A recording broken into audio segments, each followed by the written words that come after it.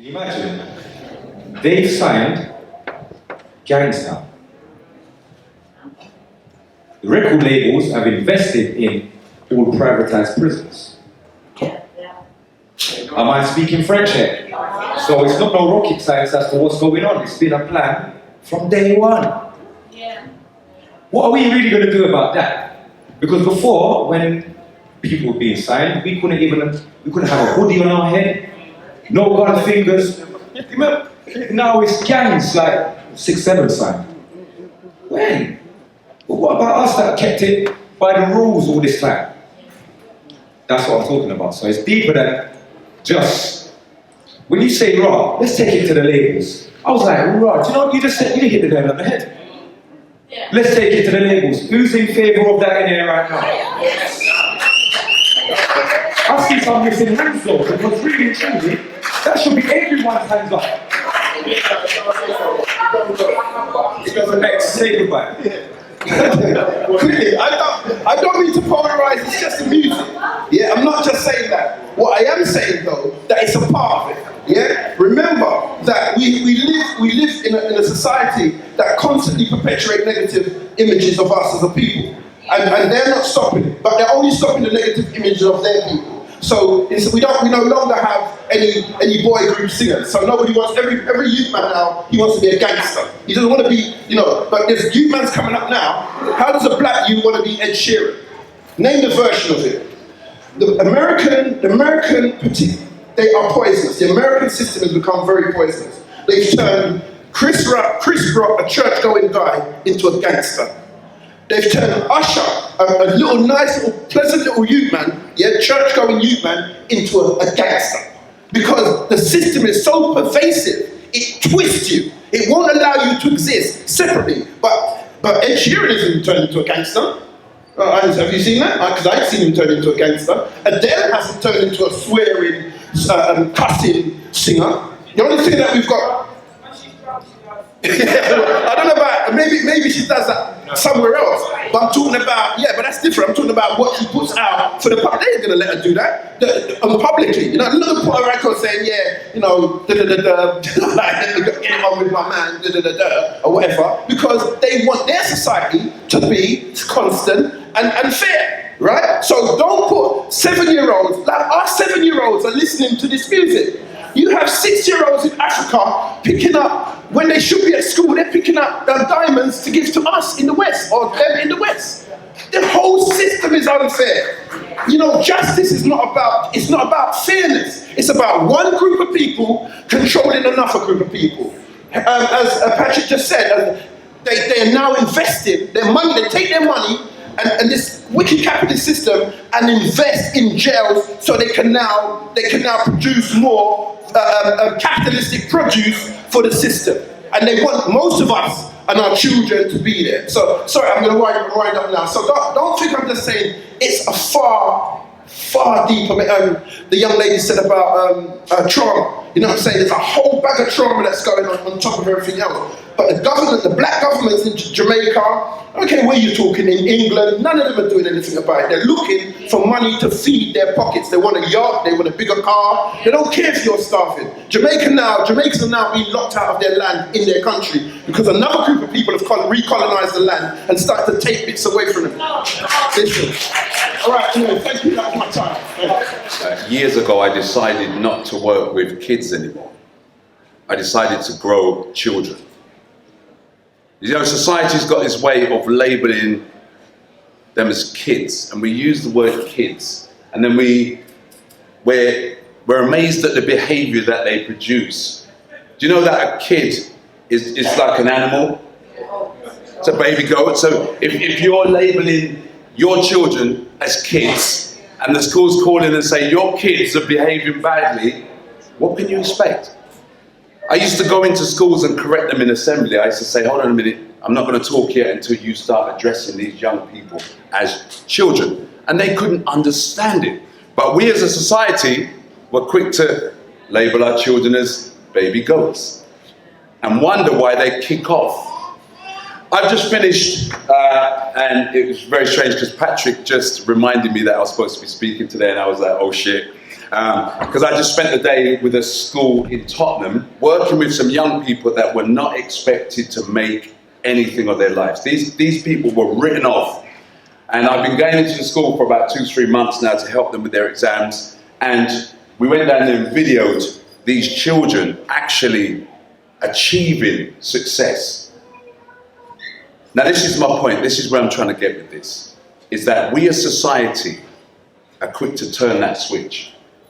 We're quick to look at a group of young people and say that whole group of young people, and that was an amazing statistic she gave earlier, that group of young people are all bad. 2 nights ago, I was in the park with the BBC. Don't hate me. I'm trying to do right out here. And they came and met me and they said, we need to speak to somebody who knows about the community and who knows where children are and who knows, actually they said kids. So I said, yeah, come meet me, right?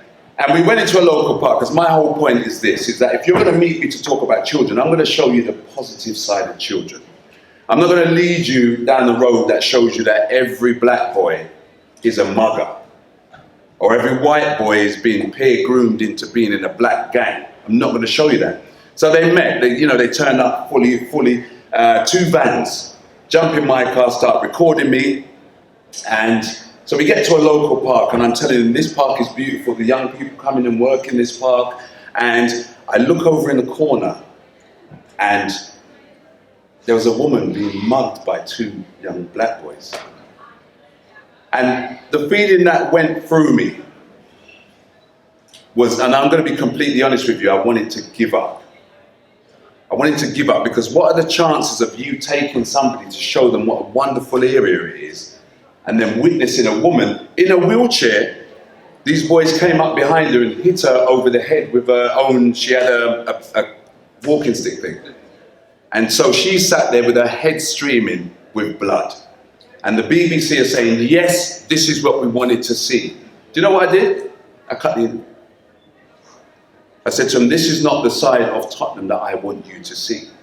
Because every time you look and they talk about young people, all they're doing is they're going and saying, really, if you was a young man and any of these channels come over to talk to you, all they want to know is, what size is your knife? They don't want to know that you're wearing the clothing that you're wearing because you're scared. Or that you carry a knife because 2 of your friends have been stabbed and you just want to go to college or uni. I just want to get there safely. They don't want to know that. What they want to know is that you are prepared to use this knife. So, we're in a society that is supporting this. And so this group here, this is like that scene in The Matrix, isn't it? It's like, you're all being released. You're all now working in the true matrix of what young people are. And it's amazing because you see, who's a parent here? There you go. So we're a society of parents and older people that are concerned about the next generation. And part of you who are in there, deep down feel that, did I have something to do with this? Do you understand what I'm saying? Did I have something? Was I not there for my son?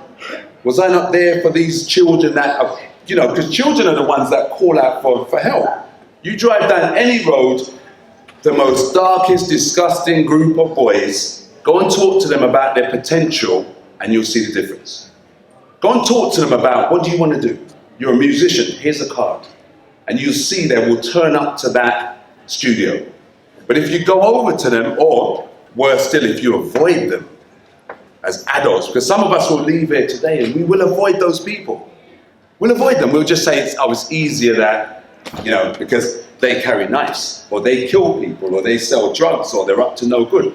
The fact is, and that statistic that you quoted there should be put on Twitter, it's a very small percentage of people, or young people, that actually do that. Are you giving me the thumbs up? Are you seriously giving me the... I was just about to get into the whole story about... Keep that. Yeah? Okay. How dare you give me the thumbs up? I get it though. Because that's what we do in society. It's too powerful. It's too powerful. Get him up. Right. So we have to start looking at young people as just young people. Just young people. I met 4 boys 2 weeks ago. It was the most amazing thing ever. Because you don't see young people out playing, do you? And I met these boys on these bikes, and they train every single day to do wheelies. But they do them differently. They stand on the saddles, they do all that stuff there. So I arranged with them to film them for my channel. Their faces. Does that make sense? So you see the potential in a young person. It's you as an adult. You see, we are not going to stop young people carrying knives. Because when you go home, you're not going to be able to call this child and tell him that your life is safe. It's impossible. You can't do that. But what you can do is a more holistic approach to working with that mentality. So now you got a gang of boys and you show one of them you got potential. What do you think he says to the rest of them? You've got potential. What, just me? Surely not, because me and him. And then you'll find that 4 of them will turn up to the studio. And I'm telling you this because this t-shirt here is a song for London. This is a school in Tottenham called Glazemore. And they've got together all the children that were at risk of exclusion, and they're actually making a music video against knife and gun crime. And so all this summer, and my wife hates me, all this summer I've been spent with all these young people making this powerful video to tell other young people there's love in London, right? Because we're not living in a borough. Sorry, you can give me that. I'll take that one. I'll take that one from you. It's cool. We're not living in a borough where when you leave your house, you're in dread. Because what does that say? Because, I could show you some adults that I would cross the road when I see them. Not just the ones trying to sell network marketing. But the other, you understand what I'm saying? Some adults out there that are actively using young people to perpetuate this stigma, this thing that you're seeing now. So part of my, I do so many different roles. I'm not sure how I get the time, but I was blessed with the time to do this because I committed to doing it. And so what I'm going to tell you as an audience is once you commit to doing something, that time that you input will become like nothing. You'll just want to spend more and more time doing it because you're seeing lives change. We spent a week, and me and Stephen Brown, a few weeks ago, we went up to Margate because that's how far I go, because some of the young people who are in problems down here end up in places like Margate, Ramsgate, Young. And us as adults, we're not seeing these young people anymore. So we're wondering, where are these young people? But what's happening is that they're actively being groomed and taken down there. Well, basically, the word I'm going to use is kidnapped. Because the strategy that it involves is kidnapping. Because if you manipulate somebody into coming with you to do something, to me that's kidnapping. If my child is manipulated to do something, you kidnapping my child. It's as simple as that. There's no middle ground there. So we go. So I'm going back up there, and what we do is we go up there and actively free these young people. So we go up to these crack houses, we go out to the beach where they hang out, and we talk to them and find out, why are you down here? And I'm going to tell you before I go an amazing story about how young people are dealing with issues that we don't, because us as adults, we go, I've got my mortgage, innit? Why do I need to speak to you about an issue that you got at school? You hear so many parents do it. They haven't got time to talk to their child on an emotional level. What they do is they equate emotions with material things. So, okay, you got problems, there's a new pair of trainers, now leave me alone because I'm so immature, I just need to get on with my life. You get on with it, yeah? You want to stay out till 12 o'clock, just as long as you don't get in trouble. Who's ever heard that? Just as long as you don't get yourself, how can you tell a child that? Stay out till 12 o'clock, just as long as you don't get yourself in. What's the first, right, here's the thing. Don't think of a red ball. All of you, don't think of a red football. What's the one thing you think about? So you can stay out till 12, but don't get in trouble. So what the hell are you doing out till 12 o'clock? So parents need to change the way they communicate with their children. Anyway, so back to how a child would end up £15,350 in debt in Margate. School child.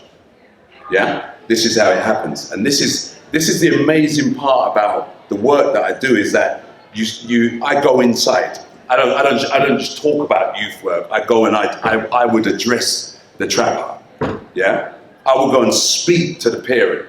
I would do a video shaming parents. Because parents, us as adults, we need education as well. We need to know what to do. So here's how it happens. Peer groomers are now looking for children in schools that are popular. It's business. So they look for a child in a school that's popular and they give him loads of gifts, loads of money, and that child now actively becomes an internal groomer in that school. So that child's job is to go and find a vulnerable child in that school, befriend that child, make that child believe he's popular. Do you understand how children are, right? You've got a child in school who's vulnerable, he's being bullied, he's got no friends. All of a sudden, the popular child wants to be your friend. This is where the problem starts. This is where you should be talking to your young people. So what happens is this. So that person befriends his target. So he now starts buying that child things. And the particular case I'm talking about started with chicken and chips. So it starts with chicken and chips. On the way home, I'll buy your chicken and chips for you, no problem. Happens for 2-3 weeks, and then one day he turns around and says, you now owe me £100. Now that child does not, because of embarrassment, that child does not want to tell his parent, I've just slipped into £100 debt. So what the trapper does now is he says, that debt that you've got belongs to him, who is the adult outside the school. Now you can start seeing where it happens. So the adult offers him a solution to deal with the debt. And that debt is, hold this phone, when that phone rings, drop these things off. Very simple. You as a child, immature, don't know the law, it's just a phone. All you want to do is get rid of the debt. So now you're in the trap. This is what happens. So he'll give you a phone, he'll give you some drugs, and he'll also arrange to have you robbed. So now you are £500 in debt. Now you can see how it starts happening. So now your situation's just got grave because you're £500 in debt. Next Friday you're supposed to pay this guy who sat outside the school in a car waiting for you to pay this debt. What are you going to do? In comes another solution. Forget that. What we need you to do is to just drop this off to that house over there. It's a bigger consignment. Every time it's a bigger consignment because no adult wants to take the risk on their own. Yeah? So now they arrange for you to be robbed. And this is happening, and I'm telling these children, you're going to be robbed. No, you're not. Next time I see them, what happened? You were robbed. So now the consignment you were dropping to that other person that was going to clear the £500 debts and leave you with a new pair of trainers and £100 in your pocket is now robbed again. Now you're in £5,000 worth of debt. How do you clear £5,000 worth of debt? Here's another group. Young people like solutions. Do you know what it's that? Young people, here's a solution for you, young man. They go, what's the solution? Yeah? Here's another solution. Now you're £5,000 in debt. Let's talk about it. We're £5,000 in debt now. I don't want to hurt you. I'm going to keep you from this guy because this guy is raging. He wants to find out where you live. How are you going to sort it out? Because you can't go home and say, Mum, Dad, I owe £5,000. So here's what happens. Very, very simple. I'm going to wrap it up soon. It's a great story, but people learn from it. Is that you end up now in a car on the way to one of these coastal resorts. And basically, all they do is, because I haven't got time to go into how they build these trap houses up there, but literally they're going in and kicking people out of houses. Yeah? So they drop you to a house with a locked door, a telephone, and a consignment of drugs. What do you think is going to happen after that? You get robbed. This particular boy I'm working with is in £15,350 worth of debt from accepting 2 pieces of chicken and chips. This is the society that young people are living in because none of these young people are stupid by no means. So they have the brain, they have the potential, it's how they apply it. So we as adults in here today need to leave here and know, how am I going to add to that child's well-being? Because nobody wants to do, you're a killer. Every child, you know what I mean? You're not telling me nothing new. Tell a child, tell me what your potential is. Tell me what you want to do with your life. Yeah, we know you sell drugs. We know you carry knives. What else is there? Always dig deep to find out what else there is about that young person. Because my son is my son. I know there's different dimensions and layers to him. I'm not just going to say, my son is a kid. You know how many adults are saying, my son, he does his thing. That's all my son does, he does his thing. know your children, know the children that you're talking to, and use the same language as young people. Yeah? Don't go in judgmental, thinking that you know everything, because I can tell you one thing about young people. They know a hell of a lot more about the streets than you. So assume that all the time. Yeah? So if you're asking a young person to clarify what he's doing, listen to the young person. Don't be judgmental. That's my time. Thank you for listening. How does that sound? No, how does that sound though? It sounds quiet. Alright, well, that is the corner there that you can help yourself. What type of food have we got up there? Oh, the type of food we have. I don't know if anyone eats chicken, jerk chicken, summer fried chicken, fried fish, pasta salad, things like those. You know? So help yourself. There was refreshments, drinks. Help yourself. Professional ones in one place, A-levels in one place, and they're all kind of, yeah, it's big, but it's London, so I like that. Definitely spoken about school, and there was some kind of living reasons she couldn't get out. She had to have reasons to get out was the most important thing that isn't actually what was happening. It's really important. It's a nice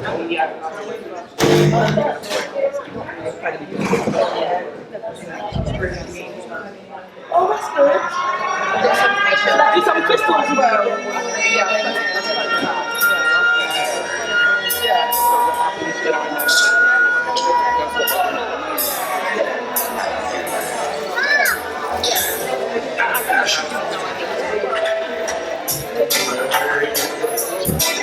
I'm going to go with blindfold.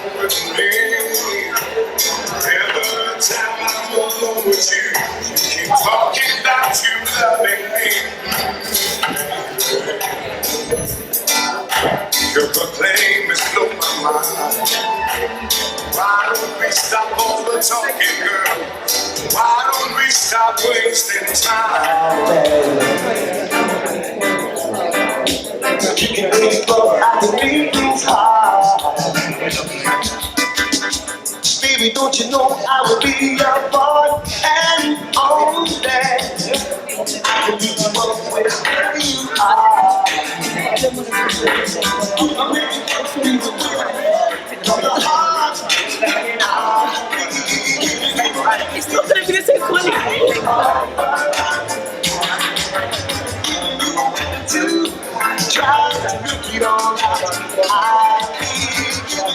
A government that is like a gang, that deals with us like they are definitely a gang. Then we have a police force that, I'm not saying one or two of the officers don't do their job the way they're supposed to, but that's a drop in the ocean compared to the ones that are out there doing all the wrong things and abusing their powers. I'm not wrong in saying that. It's been my experience. I mean, when I was 13, I was stabbed in police custody. So I'm not the best of friends with police, but it doesn't mean that I don't know what's right from wrong, you know? But like I'm saying, the police are a gang, the government's a gang. Every ends and every corner that you got a block of flats is a new gang. That's crazy then. Because that leads me to feel left out, like, hold on. I was always a part of the crowd, but not like that. What's going on there? Everybody's gangs. Be alone, yeah? Man has no respect. Everybody's gangs, but there's no righteous gang. Where's the gang of righteous people? Where's the gang of good doers? Big up there, my brother. Man is Richard, yeah? But that's what I'm talking about. We need a gang of people that say, no, we're not having that in our... We're standing up against that. Keep that out there, bro. You don't want to go to Brockville Park. Anyway, you don't want to do it. But you see in the community where we got our little kids that we're trying to raise in love and unity. Yeah? Living by example, leading by example, and leaving that legacy for our kids. If we was to drop dead today, how would these kids that are running the streets right now raise their kids? How do you think that next generation is going to come up? And then their generation is going to come up? Because right now I'm looking at my mom's generation and then my grandparents. I don't have no great grandparents. So when you look the opposite side, like down the line, How is it it's looking peak, as the young bucks will say. It's peak out there. And that's basically what it is. It's going to be peak. So what are we going to do to change this? The individual unity thing, the individual, oh, I'm humble and I'm righteous and I'm just doing my thing. Done. That done. We're not selling drugs. We're not doing none of that. So it's not no individual, I'm just doing my thing. It doesn't matter what your thing is. The thing is right now, unity first. Unity first, not in the thing that I'm saying, whatever I'm saying. Forget what I'm saying like that. It's not about the unity first, it's about us unifying as righteous people, as a gang. Step out as a gang. Against what's going on. We're not trying to fight them with baseball bats, bullets, guns, knives. No, that's not what I'm saying. What I'm saying, you see, the power of unity is that if I say what I'm saying now, it's just my voice saying something. But can you imagine if I say no more now, no more knife crime, no more gun crime, no more killing on our streets, please. Like, we can say that, please. They don't care. Their issues or what they got is a whole different life. Anyone that's been to prison will understand society in prison is a whole different society, mate. Those kids have got their own little society. They don't engage with society. They don't engage with government things. They don't know, come on. These kids, their parents are still washing the doo-doo out of their boxers. Am I wrong? I'm not saying anything wrong. I'm not going to sugarcoat things either. So apologies if some people might hear me say things in a way, but it is trying to hit home. The message has to hit home. We're out here one away, like humble ones. Humble, but it's not good enough. If I say no more, it's not good enough. If we all said no more, you could hear the echo effect. This is what's needed. We don't need just an organisation up the road that's doing well, just them. The rest of them do it. Why are you getting funded if you're not linking with the rest of you lot? Why is there not something in place that's supposed to make everybody have to link? Come on, we got a kid in North London, he needs to get out of North, he needs to get out of Tottenham. Send him down there. We've got a place for him down there, even if he has to stay with one of the mentors. This is what happens if you are trying to save a life. There's no boundaries to this. It's facts. But your heart has to be there. You got to want to do that. All organizations need to be making that one step with the left foot. You can't be skipping all over the place. Or doing that funky house dance where everybody's doing 100 shuffle. It's not going to work that way. The only way that it's going to work is if we work together. That's the only reason why I'm here. That's the only reason why I'm using my voice. I don't know. Why is it not happening? What is happening? What is the actual breakdown within our... Why do we not have a community? Why is it that every time a child gets troubled, there was an adult there that could have done something? These are the things that's hurting me, and this is why I've stepped out and we have our meetings and we try and, you know what I mean? Make a change wherever we can. My life's hectic. I'm a musician, I'm all over the world flying, touring, performing. But when I come home, I'm coming home to another night. I hate nights. I hate them with a passion. All the fake friends that come around and go like they love you to bits and oh my brother and oh my brethren. After all of that, where are they? Because you think it's a 6-month bereavement time, isn't it? It is a lifetime. It's a lifetime of bereavement, bro. Brothers and sisters, aunties and uncles. This is real. And this is why we got to do something. And I mean, the elders seem to think that they have no part to play in this. Yes, you have a major part to play. You lot are the major players because you lot's been there way before us, you've been on earth way before us, you've got way knowledge more than us, and you need to pass that knowledge down to us before you lot drop out. So what we do with it is pass it down further. A lot of the elders have got knowledge and keeping it to themselves. It's not fair. We need direction from our elders. We're the activists, yeah. But you lot are the thinkers. You lot are the people that sit back and analyze the thing. Thank you, JJ, for, you know, when your head does spin, sometimes you don't find the right word.